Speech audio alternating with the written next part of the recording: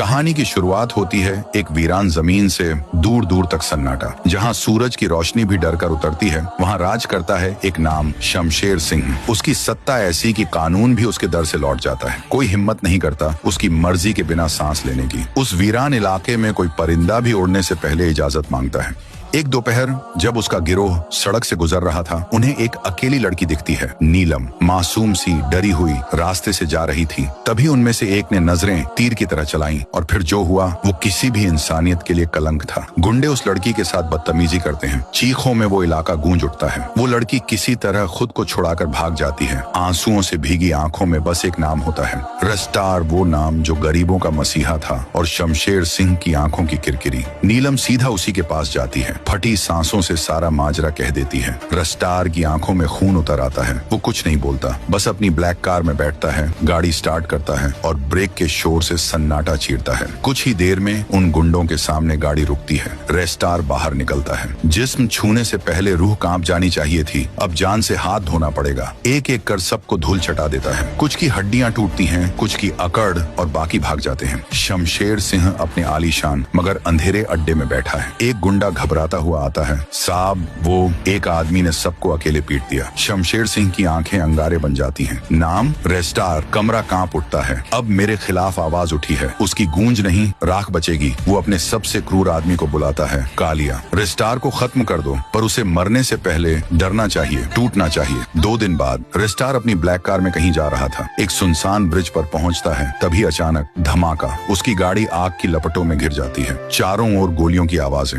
रस्टार जैसे तैसे अपनी जान बचाता है, ब्रिज से कूद जाता है और एक गुप्त रास्ते से निकलता है। वो पहुंचता है अपने खुफिया अड्डे पर, एक पुराना गोदाम जिसके बारे में किसी को खबर नहीं। वो अपने सबसे भरोसेमंद दोस्त को कॉल करता है, ज्ञान भाई। कुछ देर में ज्ञान भाई पहुंचते हैं। रस्टार कहता है, पहली बार मेरे ऊपर हमला हुआ है, पता लगाओ किसने किया है। ज्ञान भाई चुपचाप सिर हिलाते हैं और वहां से निकल जाते हैं। दूसरी ओर शमशेर सिंह कहता है, वो बच गया साला, पर अब गांव को जकड़ो, वहां से भागेगा नहीं, घुटनों पे आएगा। उसके आदेश पर सैकड़ों गुंडे गांव पर हमला करते हैं। लोगों को कैद किया जाता है। महिलाएं रोती हैं, बच्चे कांपते हैं। गांव जो कल तक जीवित था आज कैद खाना बन चुका था। रस्टार को जब गांव पर हुए हमले की खबर मिलती है, वो तुरंत गांव लौटता है, पर जो देखता है उसके पांव जम जाते हैं। आ गया तू मसीहा, शमशेर हंसता है। तेरे लोगों को छोड़ दूं अगर तू मेरे सामने घुटनों पर गिर जाए। रस्टार कुछ पल सोचता है, फिर घुटनों पर बैठ जाता है। तभी अचानक धुआं छा जाता है, अंधेरा, गोलियों की गूंज, चीखें, और जब धुआं हटता है तो जमीन पर एक लाश पड़ी होती है। रस्टार की।